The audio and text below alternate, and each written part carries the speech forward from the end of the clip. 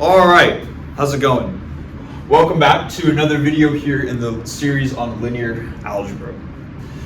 We are in this section here on eigenvalues and eigenvectors, and we've spent a little bit of time now going over, well, first conceptually what these quantities are. What is an eigenvalue? What is an eigenvector? And then we've also spent a little bit of time showing how to actually calculate these quantities. And that's kind of been what we've been doing up until this point, really just working with the building blocks of this section. It turns out that there is a lot of stuff that we can establish once we have a good understanding of both eigenvalues and eigenvectors.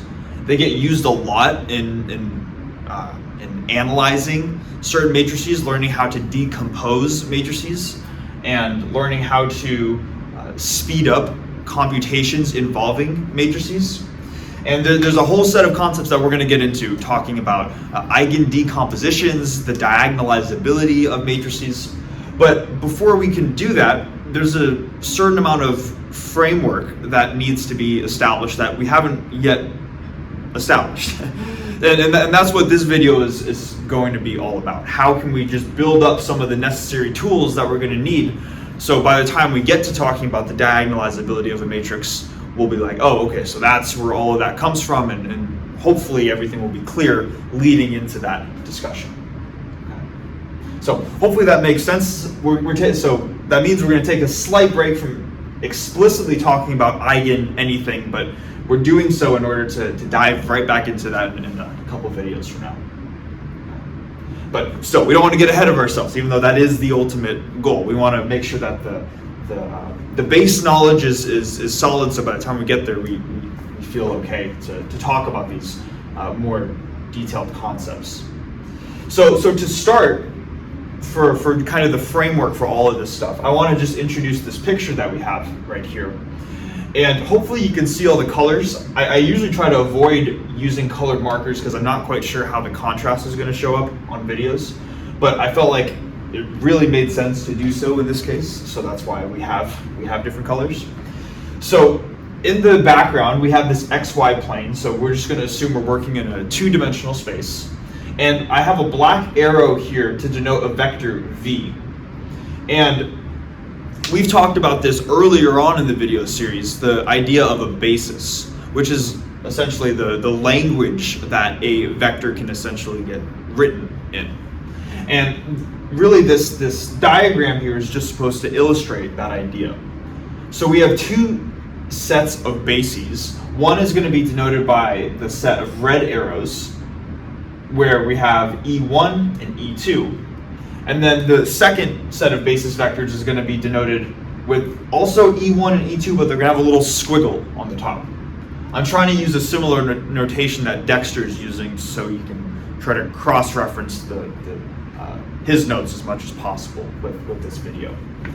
And the basic idea here is that these are both different bases for R2. And the same vector V can be expressed in these two bases, like these two lines right here. And what you can see is that they may look different just because the numbers are different, but they express the same overall quantity.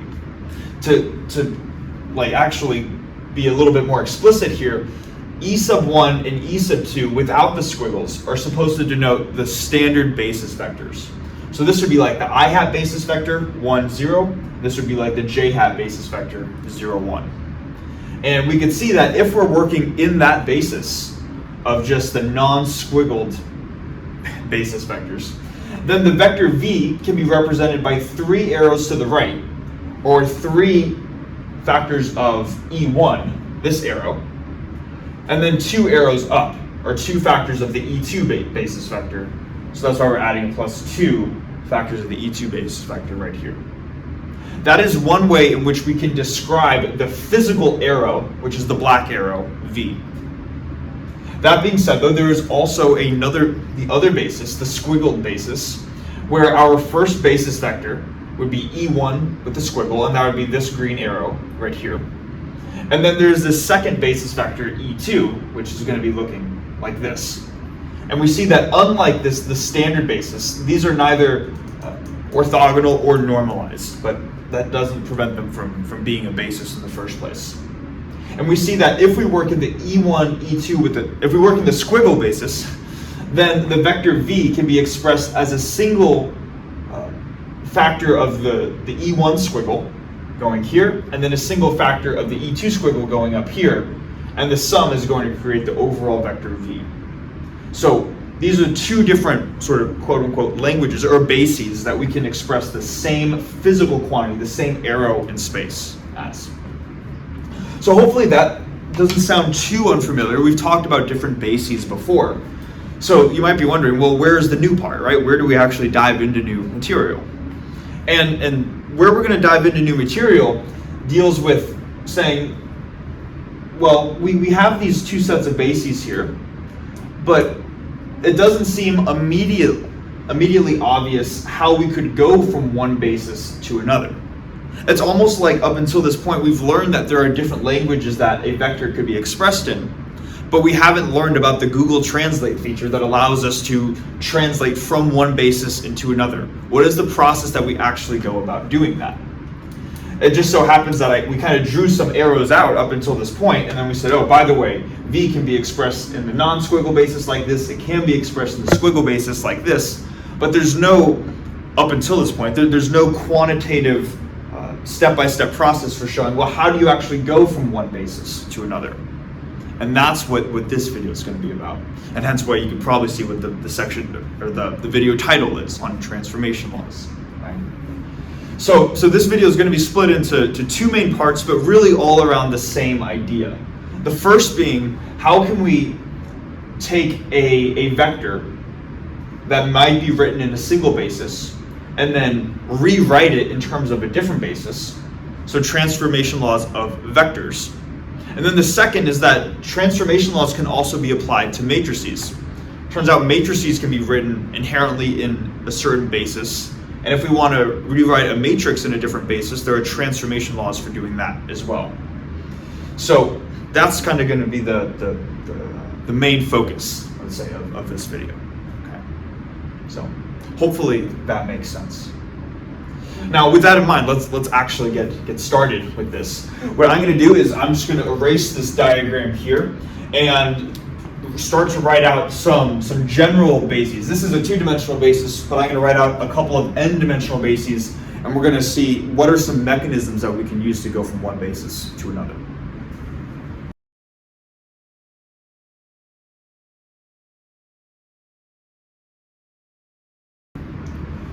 Okay. So now we're going to work with sort of a more general case here, where we're going to consider two different sets of basis vectors in Rn. The top set of basis vectors is what we're going to call our starting set of basis vectors. We're going to denote them E1, E2 through En, and we're going to draw the little half arrow off the top, or on the top of them, to denote our starting basis. And then we're going to have a second set of basis vectors down here, which we're going to call the squiggled basis, because they have little squiggles over the top of them. So we have E1 squiggle, E2 squiggle, all the way through En squiggle. And ideally, it's probably not the best notation, but it's the notation that Dexter uses in his notes. So I'm going to try to stick with that to be as consistent as possible. And what the plan is here is, just to start off, we're going to develop a mathematical tool that allows us to convert from one basis to another basis, or vice versa. And we're going to learn what that tool is and how to use that. And then once we've established that, once we have a new tool in our toolkit, we're going to use that to look at how we can transform vectors in between different bases, and also how to transform matrices in between different bases. But the starting thing is we need to come up with the mathematical framework to just transform between two different bases in the first place, right? So let's go about doing that. If this is going to be our starting basis right here, E1, E2 through En, what that tells us, the fact that it's a basis, is that any vector can be written as a linear combination of these n vectors right here. And what we're going to do is if any n-dimensional vector can be written as a linear combination of these guys, well, any vector includes these different vectors right here. These are also n-dimensional vectors, so they can be written as a linear combination of this basis. So just to start off, let's just suppose that we're going to pick an n-dimensional vector, which happens to be this vector right here. And we're going to call it E1 squiggle. And it can be written as a linear combination of our starting basis. So maybe we can write it as A1, E1 plus A2, E2, all the way through A sub n, E sub n, where each of the A coefficients are just, well, that's what they are. They're real numbers. The coefficients that go into the linear combination right here. So this is how maybe we could express the E1 squiggle vector in terms of our starting basis. We could do this with any vector though too, right? We could also come up with another n-dimensional vector, which we can conveniently name E2 squiggle. This is another n-dimensional vector. And because it's a different vector, it's going to be written as a different linear combination of our basis vectors. So maybe rather than writing a set of A coefficients, they're going to be different coefficients. So maybe we would have B sub 1, E1, plus B sub 2, E2, all the way through B sub n, E sub n, right? And then this could continue onwards through each of our different basis vectors. So n squiggle equals, maybe I'll just write maybe z sub 1, E1, plus z sub 2, E2, all the way through z sub n, En, like this. So this is kind of how we have been expressing n-dimensional vectors in terms of a basis so far, just as a linear combination of our basis vectors.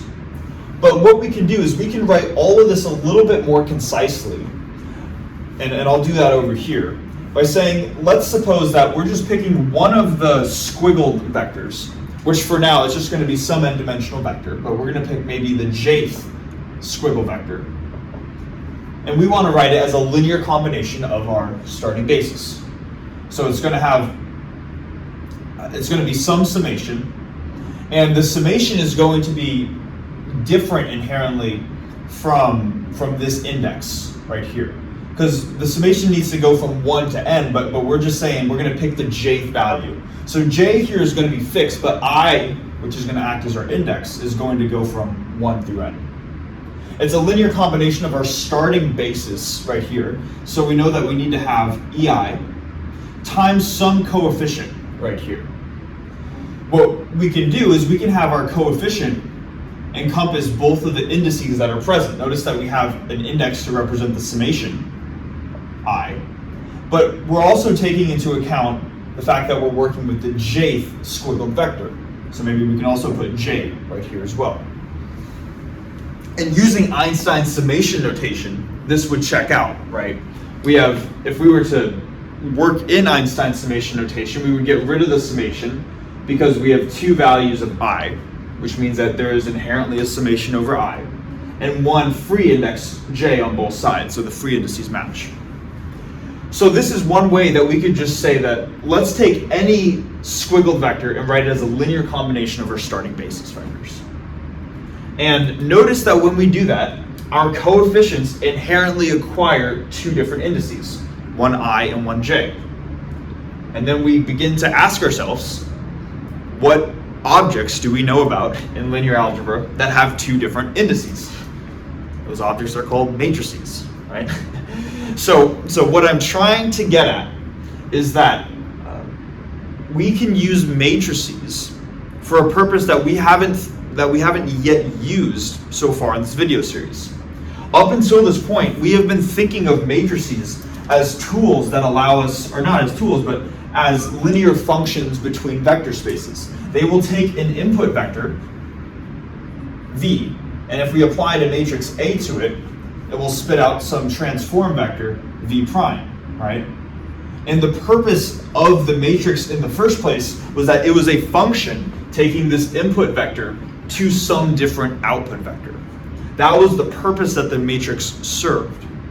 But now what we're doing is we're finding out that we can also use matrices for a different purpose. And this is kind of cool. It turns out that we can, if we were to take all of these coefficients, p sub ij, and arrange them in an m by n grid, we would have a matrix that tells us how to move from one basis into another.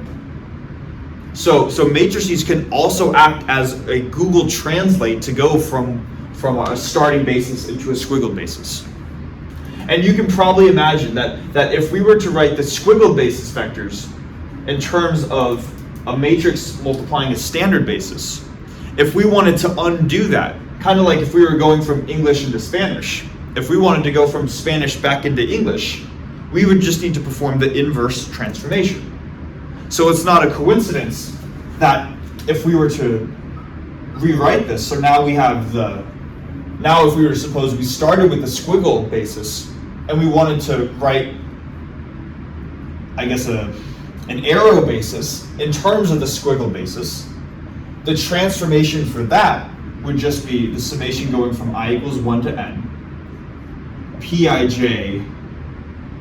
e squiggle I, but with an inverse sign. It is the exact opposite of this transformation right here. Okay. So right now, the main idea that we need to get across, or that we need to get in our heads, is that in order to go from one basis to another, there is a type of matrix called a change of basis matrix, or a transformation matrix. A matrix that is like a Google Translate. It allows us to convert from one basis to another. Okay. So hopefully that idea makes sense. We can use matrices for that purpose. What I want to do now is to just write out a specific example. It's a simple example to show how we could have two different sets of bases and how we could use transformation matrices or change of bases matrices to convert from one basis set to another.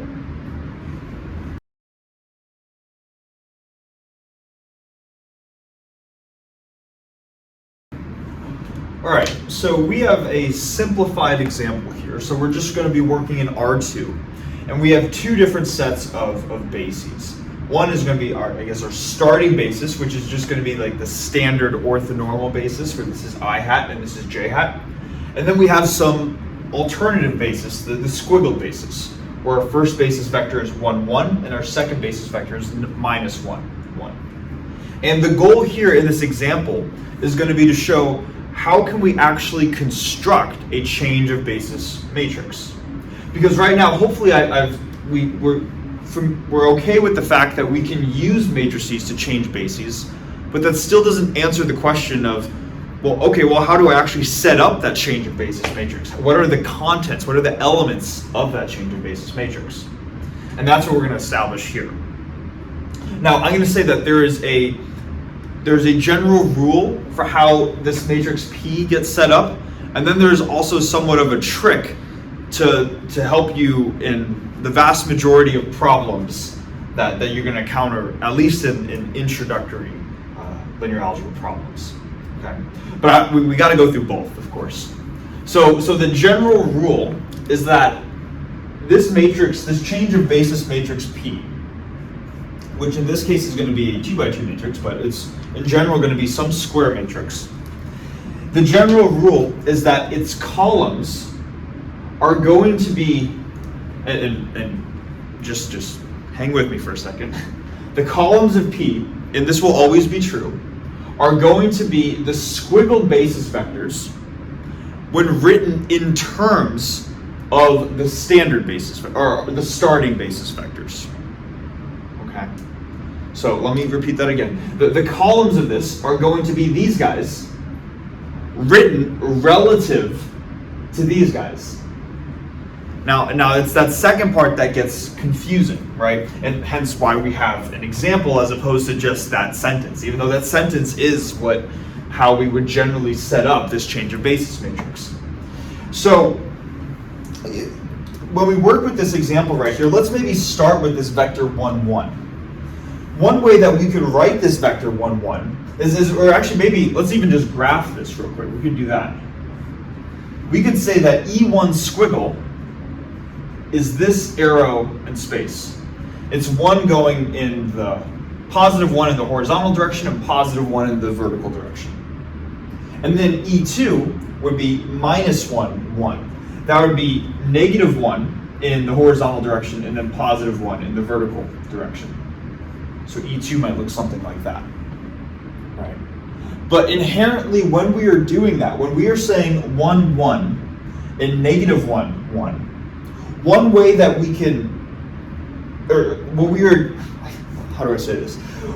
What we are inherently doing is we're saying this is 1 times I hat, meaning 1 going 1 unit in the horizontal direction, which is I hat, and then 1 unit going in the vertical direction, which is going to be j hat. So we could also write E1 squiggle as I hat plus j hat. So it would be, so what we would be saying is that E1 would have coordinates 1, 1 relative to the standard orthonormal basis. And then same thing with E2. That would be going 1 direction to the left, or -1 I hat units, and then 1 unit in the vertical direction, which is +1, plus a single j hat unit, like this. So this is how we could write our squiggled basis vectors relative to the standard orthonormal basis. Now, you can imagine though, if maybe you're starting, and I should mention too, that's what our starting basis happens to be. We happen to have I hat and j hat right here. If we did not have I hat and j hat right here, then we would have to do a little more work to see how E1 squiggle and E2 squiggle can get expressed in terms of whatever E1 and E2 are. It just happens to be really simple in the case when we're working with the standard basis vectors. This is another reason why the standard basis vectors are the standard ones, because everything is really easy when we work with this set of basis vectors.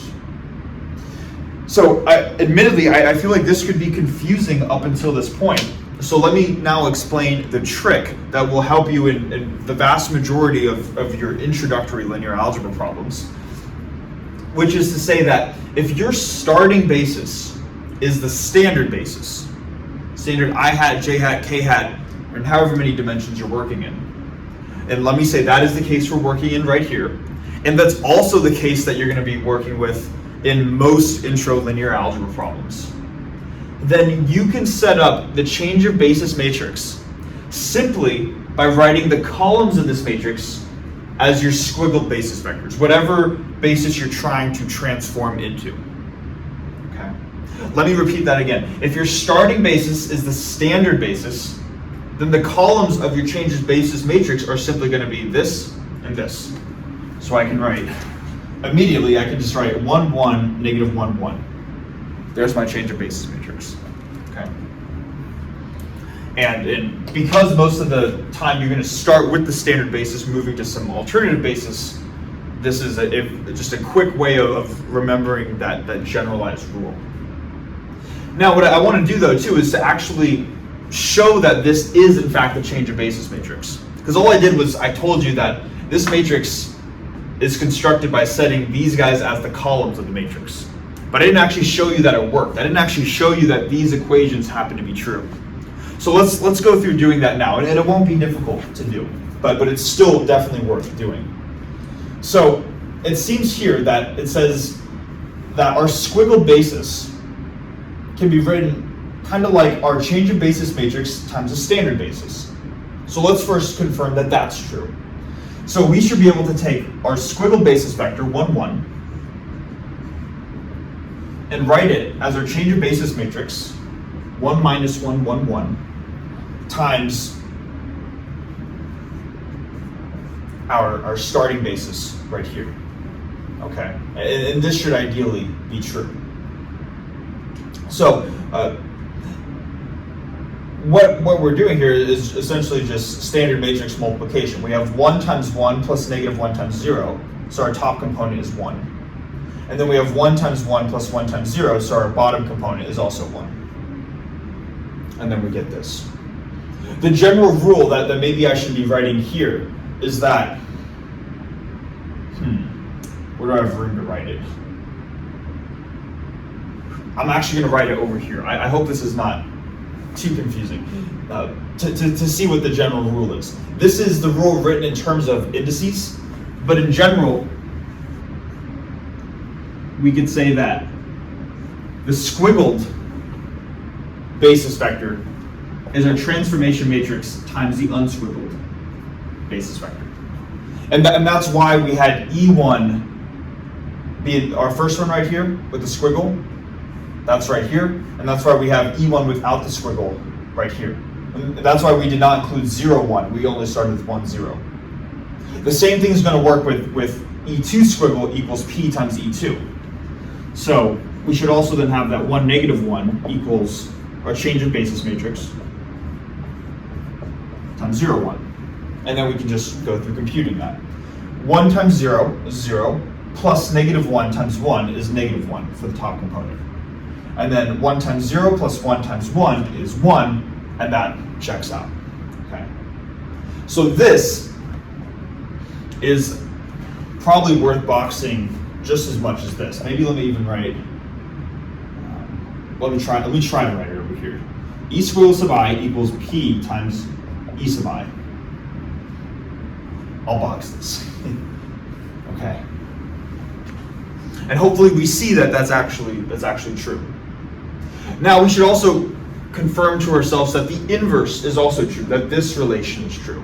And maybe let me just write that out compactly over here, which would be to say that, I'll make room down here, that E sub j without the squiggle is P inverse times E sub j with the squiggle. So we also want to show that that is true. So now let me just erase these two lines right here. And then let's maybe before verifying that this is also true, let's just compute the inverse of this matrix P. And it's not hard to do, right? P inverse is going to be 1 over the determinant, or 1 minus negative 1, or 2. And then we just swap the main diagonal elements, but because they're the same, we're not changing anything. And then swapping the signs on the off diagonal elements, which is 1 and negative 1 right here. So if P was this matrix, then P inverse is going to be this matrix. And now we just want to show that we can use this matrix to show that this relation is true. So let's go about doing that. So on our left-hand side, we're going to start with 1, 0. I'll only do one of these two. The other one you can show yourself, right? So E sub 1 is equal to P inverse. So 1/2 times this matrix right here, 1, 1, negative 1, 1, times E1 with a squiggle, 1, 1, like this. And then if we look at it, we're going to have 1 times 1 plus 1 times 1, which is 2. But then we have the factor of 1/2, which converts it back into 1. Then down over here, for the bottom component, we have negative 1 times 1 plus 1 times 1 is 0. Divided by 2 doesn't change anything, so we still have 0 right here. So hopefully this convinces you that in the vast majority of cases, we can simply write our change of basis matrix as the columns of our squiggled basis. Again, assuming that our starting basis is the standard basis. In the general case, though, the columns are going to be the squiggle basis written relative to whatever our standard basis happens to be. Okay. So hopefully that makes sense. That is how we can set up our change of basis matrix. Where the change of basis matrix, actually the way that it's defined and how it converts between bases is here and here. Okay. Hopefully that makes sense. Again, this is something, if there are questions, please write some comments in the comment section. I'm happy to clarify this. But assuming that this makes sense, what we're going to do now is we're going to say, okay, we know that, first of all, matrices can be used to change between bases. Here's how you would set up those change of basis matrices. Now let's actually use the change of basis matrix to see how both vectors and matrices transform when going from one basis to another.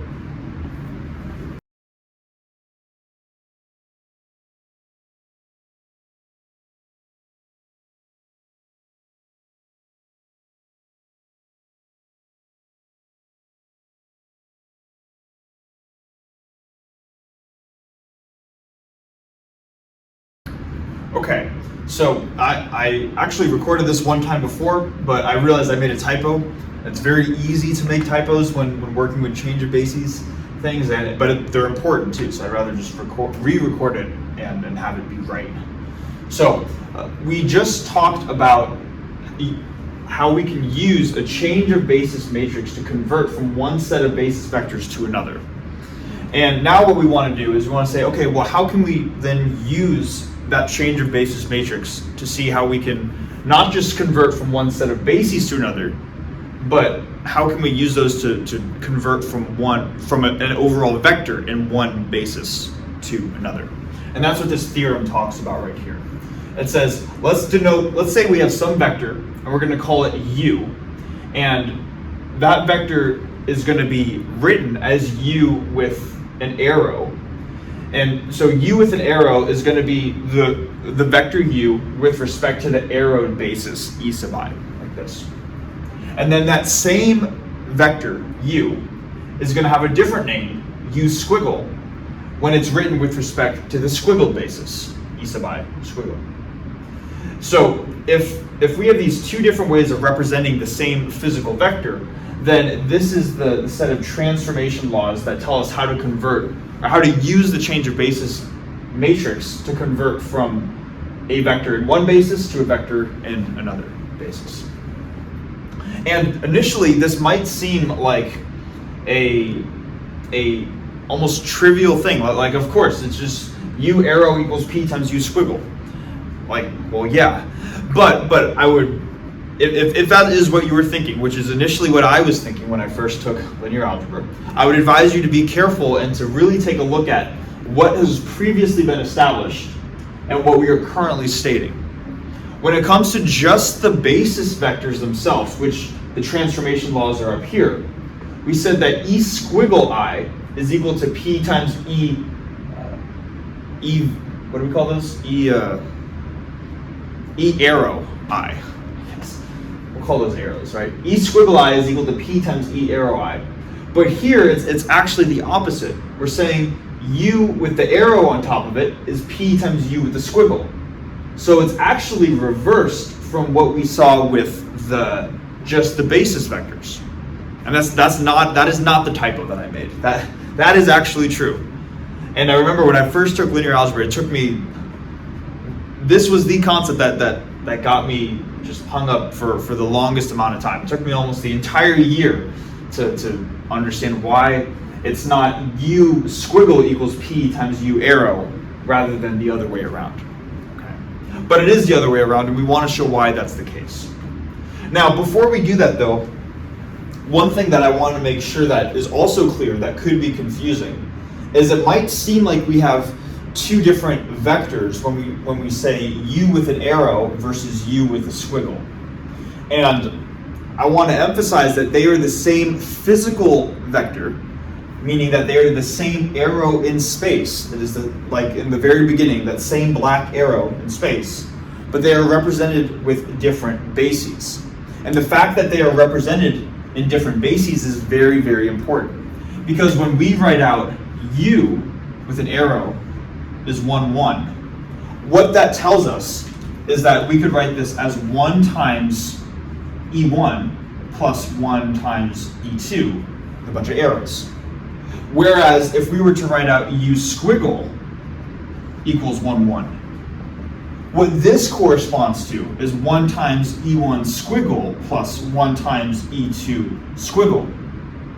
These are different quantities, though. And that would not be immediately clear if you just wrote these both as column vectors. So this is this subtlety that we need to now take into account, that when we are writing out a vector, we are inherently writing out a basis that the vector is expressed in. And then this is kind of just goes back to bases being a language, right? Whenever we're talking about concepts in a language, we are inherently expressing these concepts in a language. I am expressing this math concept in the language of English, right? So that's why even though they represent the same physical vector in space, that we still want to distinguish between u arrow versus u squiggle, because these two things by themselves are actually different quantities. Okay? So hopefully that makes sense. What is the same, the physical arrow, versus what is different, and why we make that distinction. So assuming all of that makes sense, let's actually go through proving this. So in the arrow basis, u arrow, I can write some vector u as a linear combination of its basis vectors. I'm going to write those as a sub 1, e1 arrow, plus a2, e2 arrow, all the way through a sub n, e sub n arrow. Or more compactly, I can write this as a summation going from I equals 1 to n, a sub I, e sub I arrow, like this. Nothing new, right?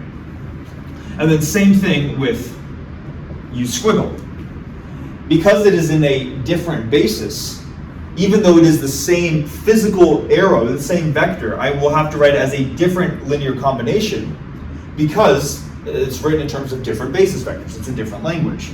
So now we have maybe a new set of coefficients, b1, e1 squiggle, plus b2, e2 squiggle, all the way through b sub n, e sub n squiggle, like this. And like here, with u arrow, I can write u squiggle compactly as a summation. And I'm going to have the summation index here be j, and we'll see why I'm going to do that in a minute. But when I write it as a summation, I'm going to have b sub j and then e sub j squiggle, like this. Okay. So two different ways to represent the same vector but in different bases. Now ultimately though, we want to actually make a connection between the two, right?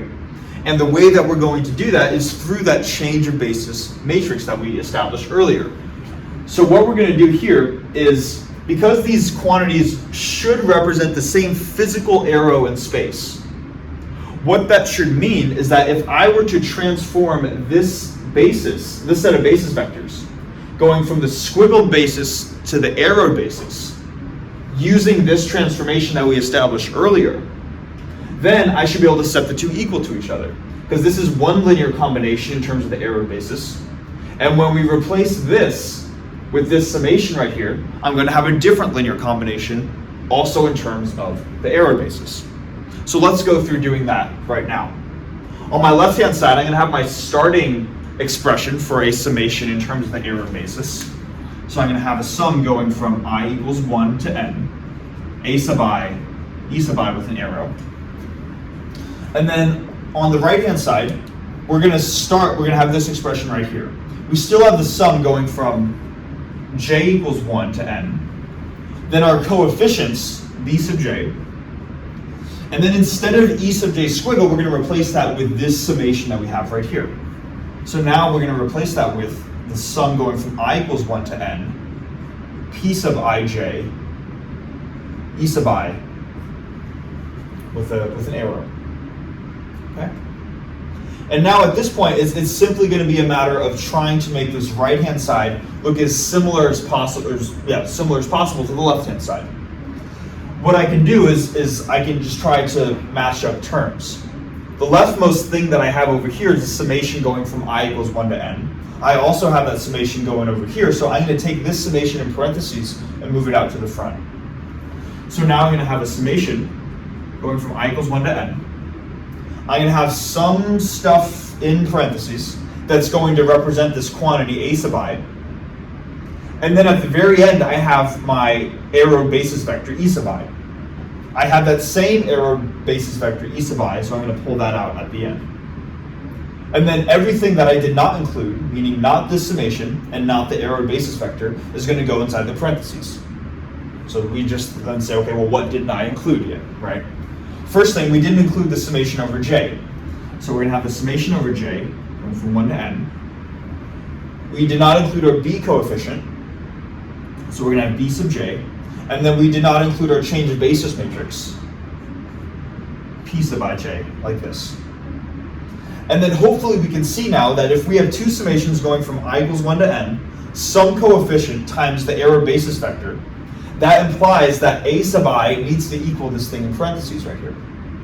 So then we just make that jump, right? Where we say that a sub I is actually equal to the sum going from j equals 1 to n, p sub ij, b sub j. Like this. And now all of a sudden we have this new expression where this expression relates coefficients from our vector and the error basis, the a coefficients, to our coefficients in the squiggle basis, the b coefficients. So rather than just writing out one term, the ith coefficient in front of here, if this is going to be true for any coefficient, any value of a, whether it's a1, a2, a3, all the way through an, then in general I can just say that this will represent my u vector in the error basis. So I can replace this with just u equals. And then this quantity right here is really a matrix multiplying a vector. P sub ij is just the change of basis matrix P, and B sub j corresponds to the vector in the squiggle basis, u squiggle. And with that, we've arrived at the conclusion that we were trying to reach. We were trying to show that u with an arrow is equal to P times u squiggle, and not this result right here, where we have the squiggle basis is equal to P times the error basis. So hopefully we can see why through these series of steps that even though our change of basis matrix P gets defined this way, that it's almost the opposite when actually talking about when talking about a vector and transforming between a vector in two different bases. Okay. So hopefully, I realize this can admittedly get confusing. I got confused when I was doing this the first time, right? But here's probably the practical way of approaching all of this. We saw that our change of basis matrix P usually gets defined purely when looking at your two different sets of bases. And you're going to be provided that. If you got to change from one basis to another, you got to know what your bases are in the first place, right? So usually you set up P by just taking the columns of not your starting basis, your squiggle basis, and you can always check that you're using your change of basis matrix in the right way by just checking the matrix vector multiplication, like what we did in that simplified two-dimensional example. Then once you have that, you can establish in your head, okay, this would be my squiggle basis, this would be my arrow basis, and then you would just do the opposite when actually transforming between vectors. Rather than saying that the squiggle is the change of basis times the arrowed, now we have that for the actual vector, the arrowed vector is a change of basis matrix times the squiggle. Admittedly, you see why this could be confusing, and this is what took me like almost a year to wrap my head around, why it was not the other way around. Okay. But hopefully with the individual steps, we see how this makes sense. Now, this describes the way that we can transform from a vector in one basis to a vector, that same vector in a different basis. What we're going to do next is we're going to do the same thing but with matrices. As a final thing too, I'll just say that in case this is still confusing, maybe try going through these steps to show that this must also be the case. It's a similar set of steps, but you'll reach the second part of the conclusion. So I'd recommend trying that yourself if this is still confusing. But yeah, I'm going to write out the matrix version of this theorem up here, and then we're going to go through that to finish off the video.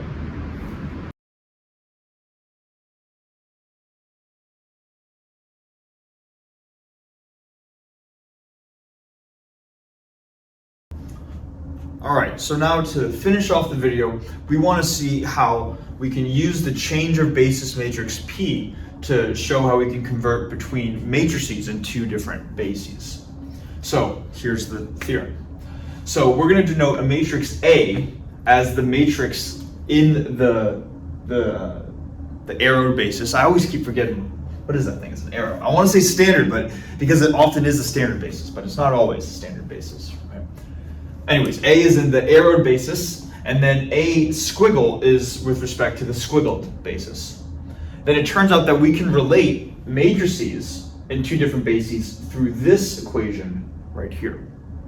And here's how we can show it. It's not that hard to show it, but still it's worth going through.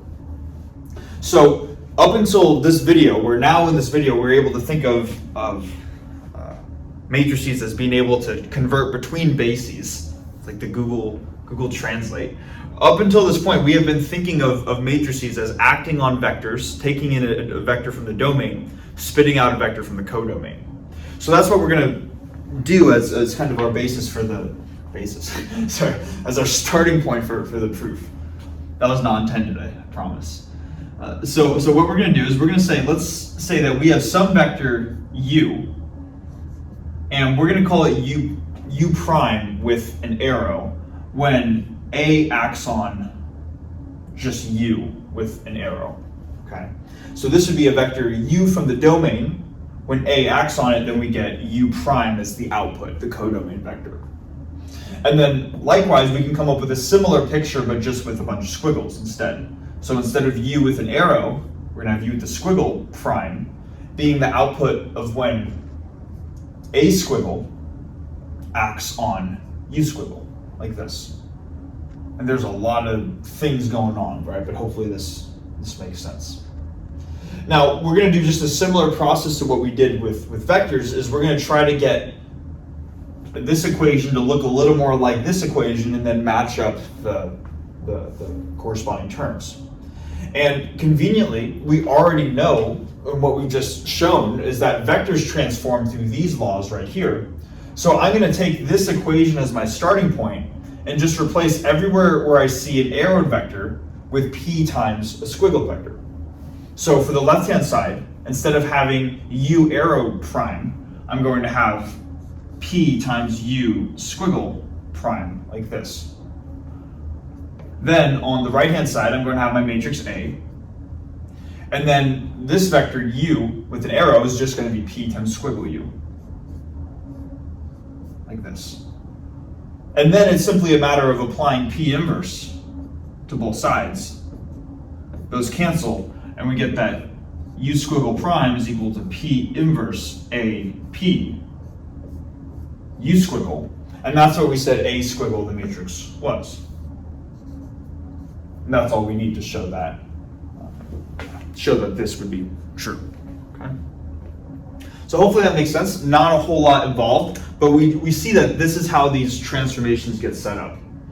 And to kind of motivate what all of this is going to be useful for is that essentially this is writing the same linear transformation, the same matrix in two different bases. Because we're talking, this section is all about eigenvalues and eigenvectors. You can imagine a certain type of concept called an eigenbasis is going to show up. And it might be very convenient to rewrite some matrix in terms of not its starting basis, but instead an eigenbasis. And the benefits, there are an incredible amount of benefits for rewriting matrices in eigenbases. And there's going to be a whole discussion, and that's where all of this is going to end up leading into. But you can see how we really need to establish that in order to convert between matrices and different bases, this equation, we needed to go step by step through each of these things. So that way when we start just talking about converting to eigenbases, we don't just throw this equation around and we're saying, where does it come from, right? So we're going to leave it here for now, as much as I want to just jump into getting back into eigenvalues and eigenvectors. So we'll have to save it for next time. But yeah, thanks so much for watching, and I will see you guys in the next video.